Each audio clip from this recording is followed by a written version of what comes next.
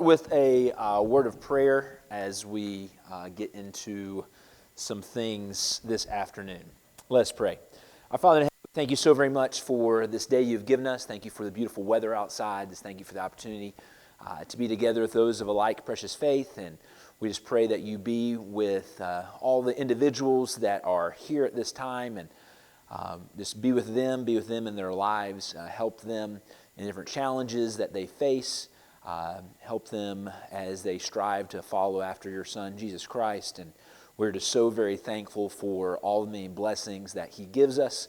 Most importantly, we are thankful for the blessing of salvation. And Father, just be with us during the time today.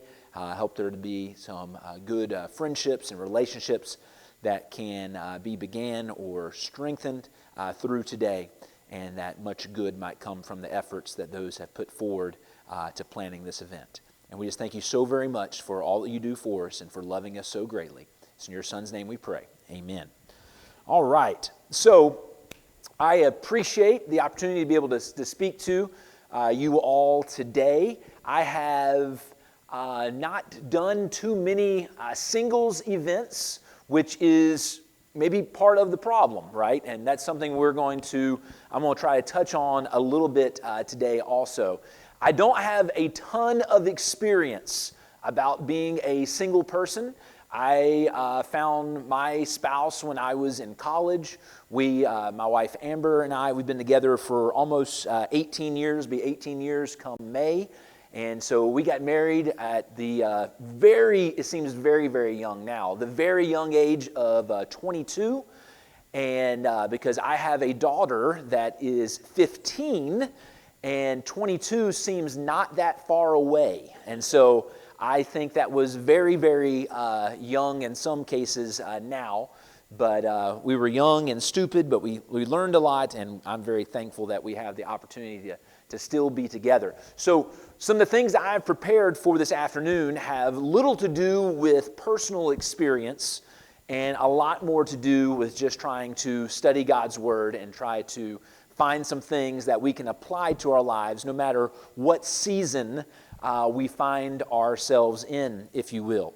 And so I can only imagine some of the difficulty that singleness can bring to lives sometimes. Of course, in ancient cultures, it was very, very rare that somebody would be single for too terribly long, especially for a female, because they had to have somebody to help take care of them. And that's why a lot of times, even when you read in the New Testament today, one of the things that is talked about is to take care of the widows and the orphans. That is because that is two groups of people that do not have someone in the social structure that is going to be able to take care of them, like somebody who is married or somebody that has parents. But in our society today, that's not the case, right? It is very possible for someone to live a single life and to live a single life for their entire lives. In fact, some people do that. Some people do that by choice. Sometimes people perhaps don't do that by choice, but still that is something that is very, very possible today. But some of the things that I think about that may be a struggle for somebody that is trying to live the single life, and I've listed some of these things down, is that first of all, there's just the worldly pressures that we have all around us. That's something even Paul talks about, and we'll look at this passage here in a little bit over in 1 Corinthians and in chapter 7. But there's the worldly pressures, the sexual pressures that are out there. Another difficulty is that most church activities default for couples and families. And that's just the natural way that you go about it. There is a whole lot more events that go on as far as the church is concerned that are positioned towards families and positioned towards couples than there ever are towards single people. Another challenge might be the feeling of loneliness or striving to find your true worth or identity. Maybe there's the idea about, of helplessness of, will I ever find a mate? Will I ever find a spouse? Or perhaps even the missing out of quote-unquote love or a family. And definitely as we look throughout the text, throughout the Bible, the default for an individual is to be married. That is kind of from the beginning, right? Over in Genesis and in chapter 2, we find Adam and Eve. Well, first of all, we just find Adam, right? And the whole idea of part of that narrative there is that it was not good that man should be alone. And so God makes him a wife, makes him Eve as a complement to him, someone who is made from him, for him, to be put together with him. Or you think about even over in Proverbs in chapter 18 and in verse 22, the proverb writer says there that if a man finds a wife, then he finds a good thing. And that is grace or favor from the Lord. But that being the case, there's two things that I want us to talk about this afternoon. Two truths that I think will hopefully help all of you, no matter what stage you are in or what season you are in. The first truth is this, is that marriage won't fix everything. Marriage won't fix everything. I don't know, for some reason, even when I was single many, many years ago, and thinking about trying to find a spouse, I was under the impression that if I was able to find a spouse, then perhaps this problem or that problem would go away. Or that this would be the solution for different things. And one thing I want you to realize is that whatever issues that you are dealing with now in a single life, that getting married won't necessarily make any of those issues any better. In fact, some of those issues it may make even worse, or perhaps not worse, but more difficult to deal with. Some of those issues I think about, and I'm not saying that this is any of the people that are in this room, but some things that I was thinking about. If you have an issue with a lack of morality, don't think that just because you find a mate, find a boyfriend, a girlfriend, someone who you are going to be able to marry, that issue will be cleared up. If you have an issue with some type of sexual sins, sexual addiction, or whatever the case may be, don't think that just because you have a spouse, that those things will be taken care of. If you have an issue with anger or with a temper, don't think that just because you have a spouse, that spouse is going to be able to fix that solution. In our world that we live in today, a lot of times people think that if I'm able to find a spouse, if I'm able to find a mate, then I go from a one-income society that I'm in to a two-income. And so perhaps that will solve my money problems. If you have money problems, just because you find a spouse doesn't mean that that's going to change the way you spend your money or change the way you handle those things. If you have intimacy issues, I'm not talking about physical intimacy as much as that spiritual intimacy, that emotional intimacy. I think about the word intimacy as breaking down that word to into me see, right? If you have trouble letting people see into your lives, that's going to be an issue whether you are married or not married. In fact, more of an issue if you have a spouse than if you don't. And definitely the list could go on and on. And just by adding another person to the equation does not necessarily make all of those issues easier. Sometimes it can make those issues even more difficult.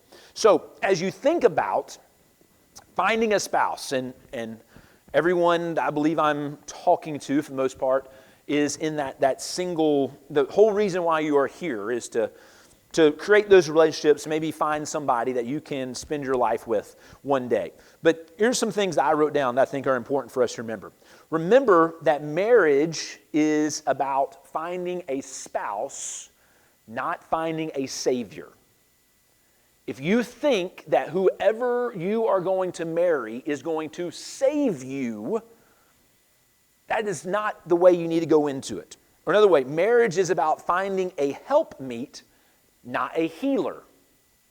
Don't think that just because you have whatever trauma, whatever, everybody, right? That we come into any relationship, we come with our baggage from our past, whatever that baggage may be. Some of it may be very painful baggage. Some of it may be something with either family of origin or other relationships or whatever. Don't think that that helpmeet is a healer.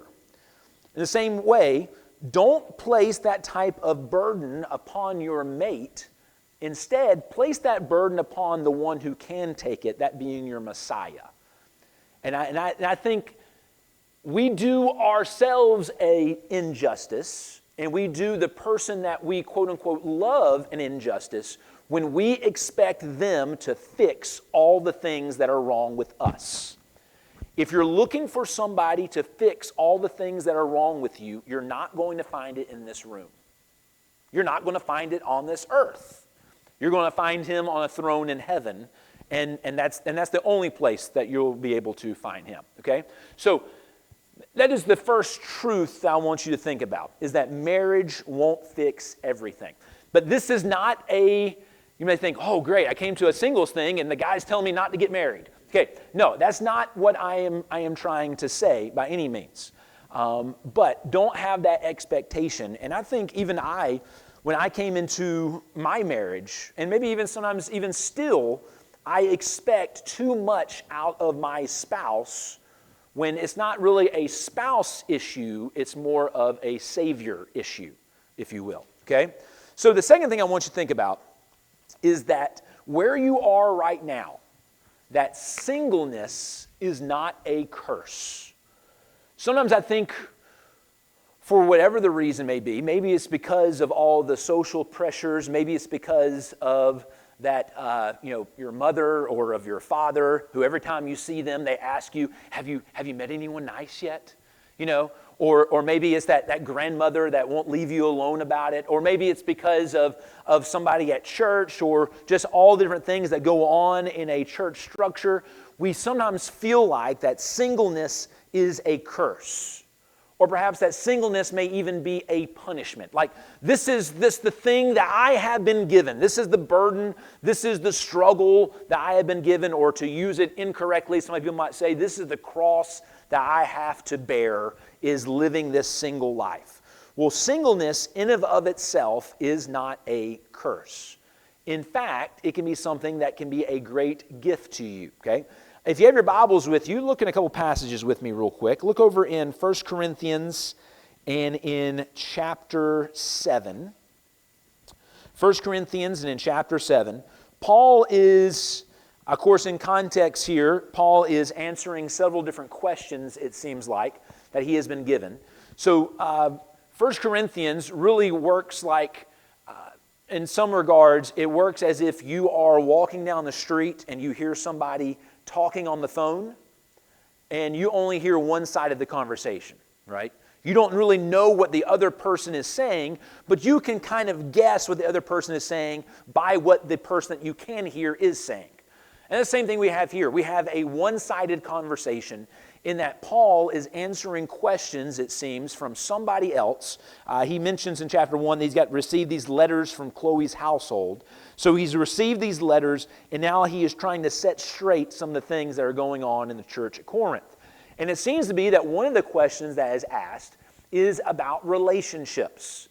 More specifically, about marriage relationships versus singleness, versus widowhood, versus what Paul will refer to kind of as a mixed marriage. And I'm not talking about mixed as far as interracial, but mixed as far as Christian, non-Christian marriages.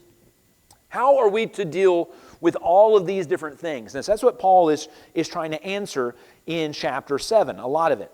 And I want you to notice what he says. I'll start in verse 7. He says, this is 1 Corinthians 7, verse 7. For I wish that all men were even as I myself, but each one has his own gift from God, one in this manner and another in that. But I say to the unmarried and to the widows, it is good for them to remain even as I am.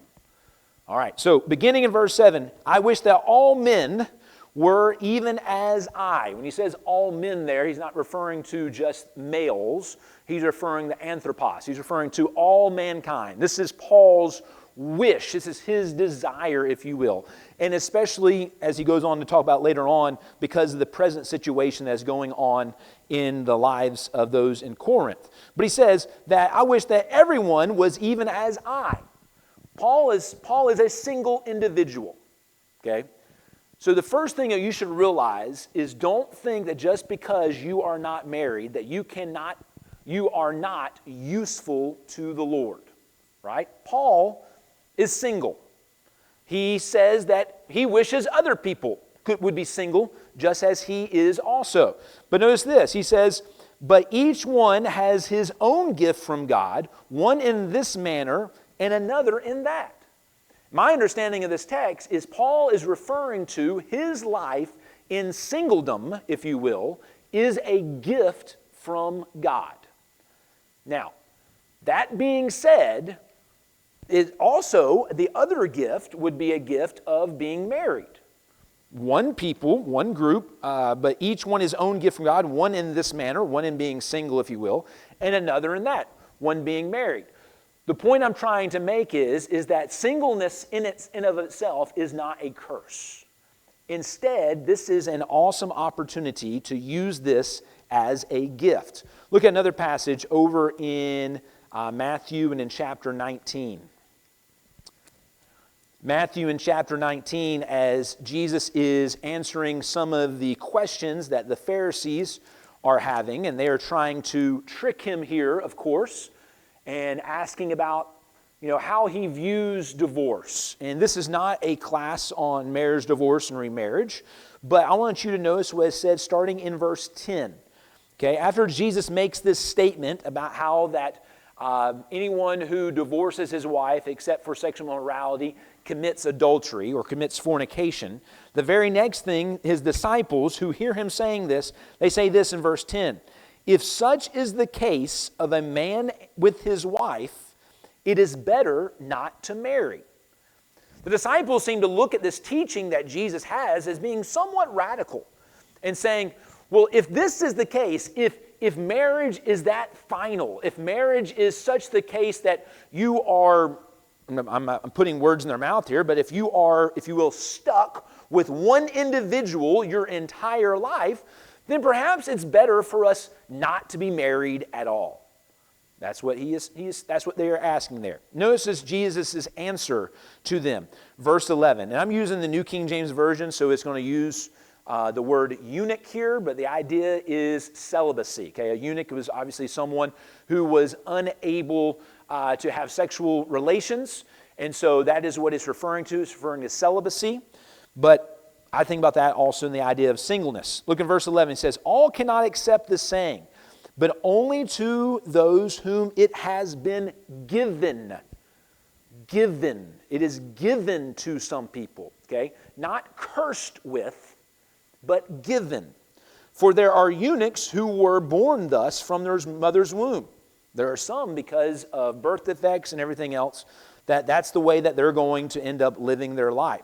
There are eunuchs who were made eunuchs by men. You think about the famous story over in Acts, in chapter 8, right, of the Ethiopian eunuch, right? That is a eunuch that was made a eunuch by a man. And there are eunuchs, this is the important part for all of us, and there are eunuchs who made themselves eunuchs for the kingdom of heaven's sake. He who is able to accept it, let him accept it. Now, this is not talking about castration, but this is talking about an individual that for the sake of the kingdom decides to live a celibate life. Now, if I am a Christian single person, that is where I find myself. That is the season that I am finding myself in, is living a Christian celibate life. And notice what it says, for what purpose? For the kingdom of heaven's sake. So what I want you to think about is I want you to use your singleness for the kingdom. Think about some of the advantages that you have as being a single person in the kingdom. We talk about some of the disadvantages because of all of the programs, because of all the activities, because of all the things that seem to default for couples and for families. But look back in 1 Corinthians chapter 7 again, when Paul gets back to talking about those who are single. Okay, 1 Corinthians and in chapter 7, starting in verse 32. He says, "But I want you to be without care, without worry, without anxiety. He who is married cares for the things of the Lord, how he may please the Lord." He who is unmarried cares for things of the Lord, how he may please the Lord. But he who is married cares about things of the world, how he may please his wife. There is a difference between a wife and a virgin. The unmarried woman cares about the things of the Lord, that she may be holy in both body and in spirit. But she who is married cares about things of the world, and how she may please her husband. And I say this, and this I say to your own profit, not that I put a leash on you, but for what is proper, that you may serve the Lord without distraction. You are in a very special season or time of your life right now where you have a greater opportunity to serve the Lord that a married person cannot serve the Lord in. Think about it, that you have the opportunity to wholly focus your life upon the kingdom and upon Christ. Now, I realize that there's other obligations, there's jobs, there's maybe family issues or whatever the case may be with parents or with siblings or whatever that case is. But you have the opportunity to be solely focused on Christ. Now, I am not single, I am married, and while I should have Christ as my number one devotion, it is also a very true statement that I have to be devoted to my wife. Now, what that means is this, not that I put my wife before Christ, but what it means is that her life comes into the calculus in all decisions. When you make a decision as a single person, guess what you do not ever have to say? You do not have to say, I need to check with my wife. Okay? That just does not happen. I am asked all the time, and this is a common thing when I'm at church and somebody asks about doing this or doing that. My common response always is, well, let me check with Amber first. Amber's the keeper of the calendar. I got to check with her first. Well, let me check with my wife and see what we got going on, and then I can be able to answer your question better. One thing that you can say a whole lot more of as a single individual is you can say yes. Can you do this for the church? Yes. Can you be at this? Yes. Now, I realize that there are schedules, there are other things that are going on, but when I make a decision, there is so much more in that calculus of that decision, because I think about a wife, I have 4 kids, and I got to think about all the different things that are going on. One of the great values that you have as a single individual is that you can say yes much more.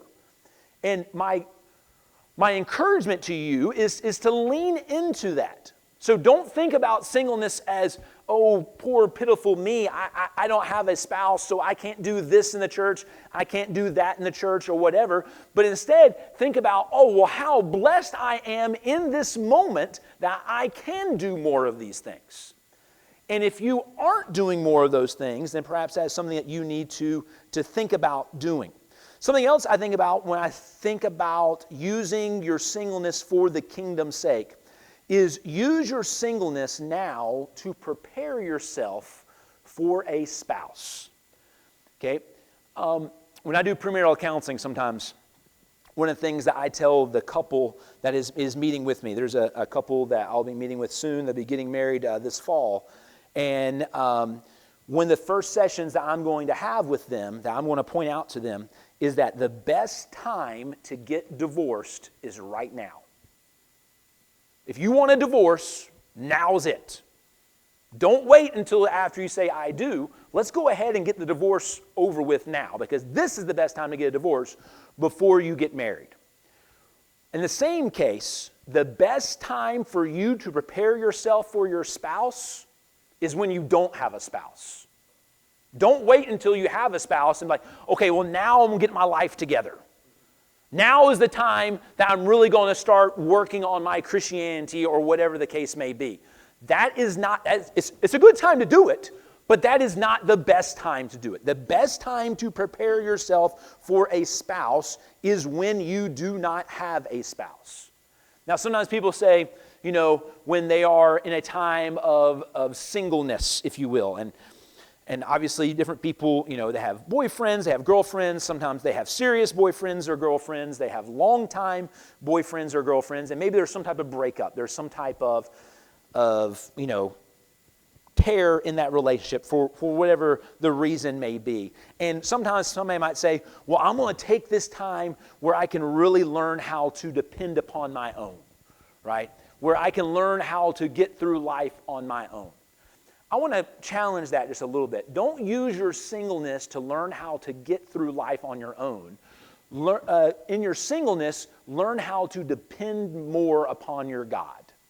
I promise you this, is that whether you are married or you are unmarried, whether you are single or divorced or widowed or whatever the case may be, you will always need God in your life. And you're going to need Him as a single individual, and you're definitely going to need Him as a married individual. So use this time in singleness to prepare yourself for your eventual spouse. This is the time to work on your relationship with the Lord.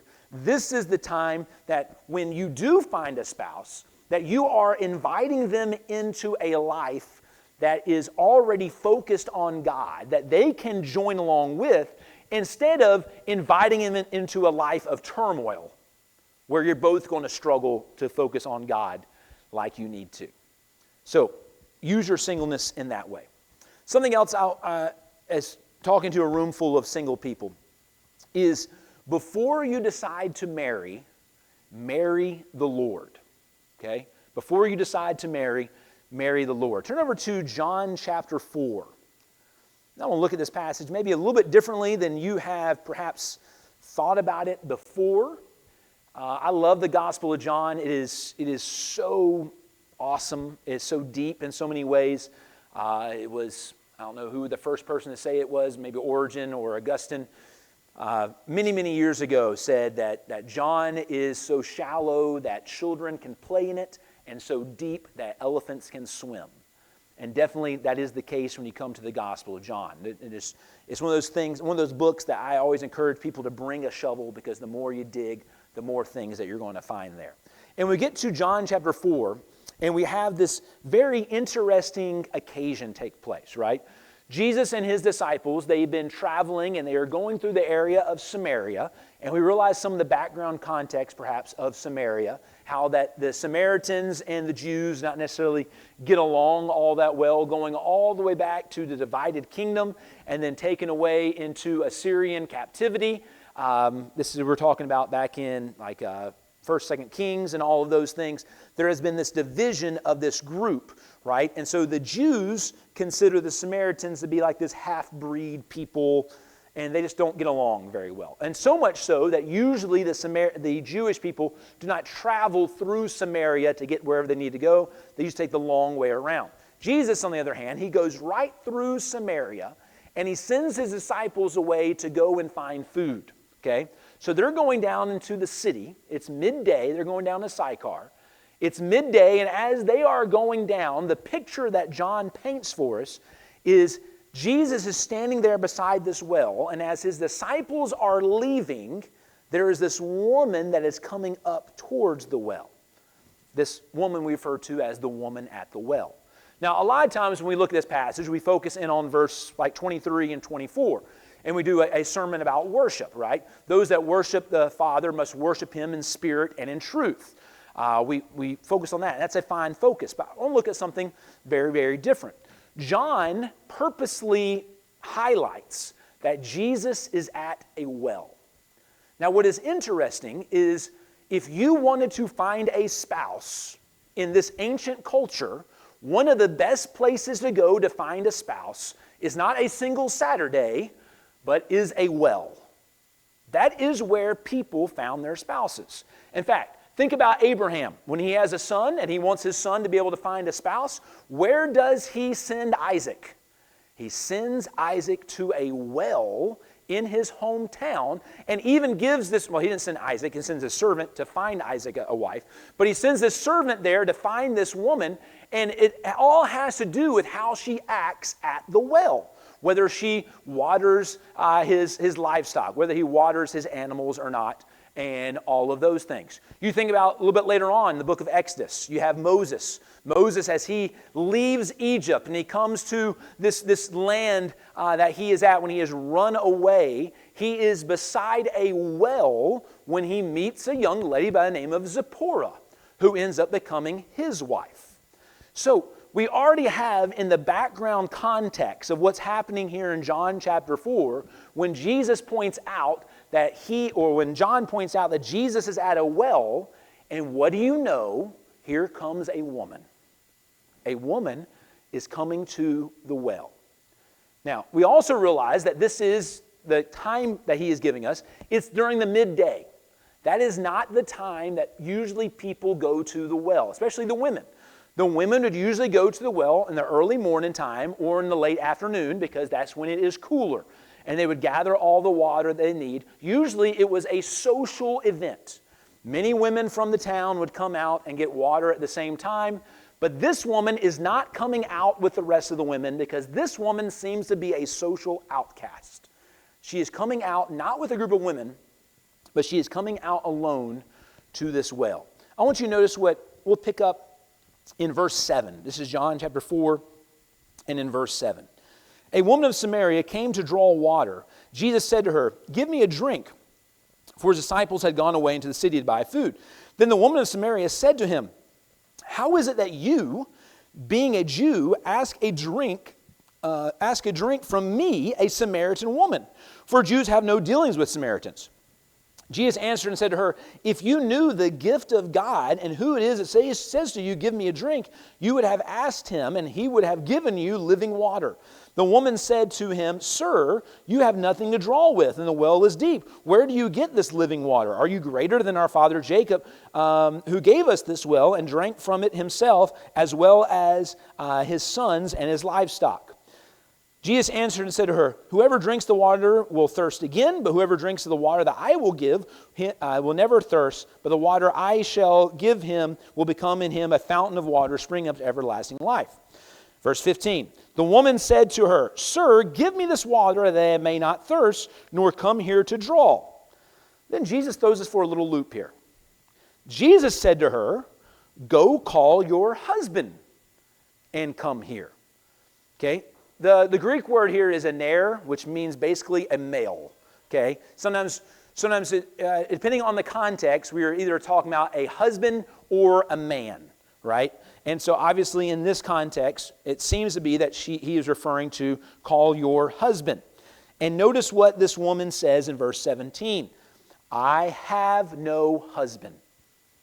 I have no man." All right. This is a woman who is claiming to be single. She has no man. Jesus says to her, you have well said, "I have no man," or "I have no husband. For you have had 5 men, and the one whom you now have is not your husband, in that you spoke truly." So there's either one or two things to be taking place here. Okay? First of all, I feel very bad for this woman. I don't know what her entire story is, but I imagine her story has been filled with heartache. I imagine that her life has been filled with tears.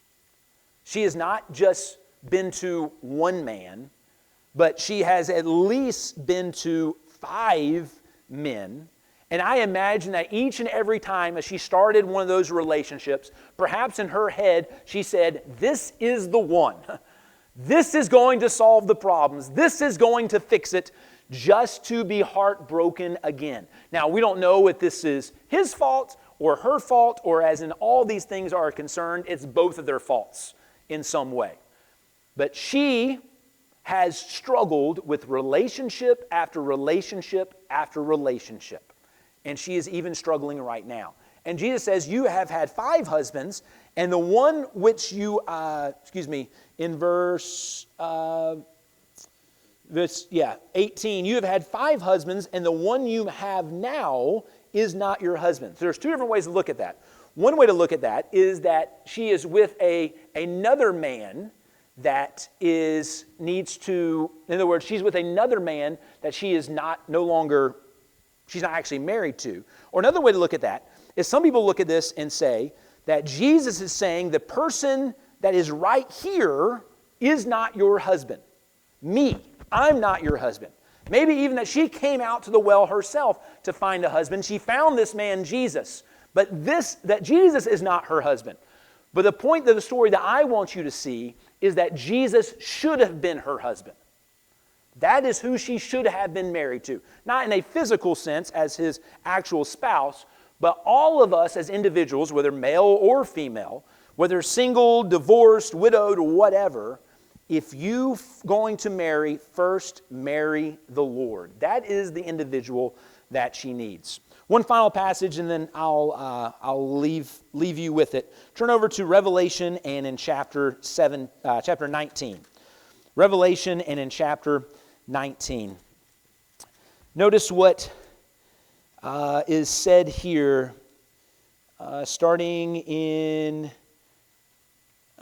Is that what I want?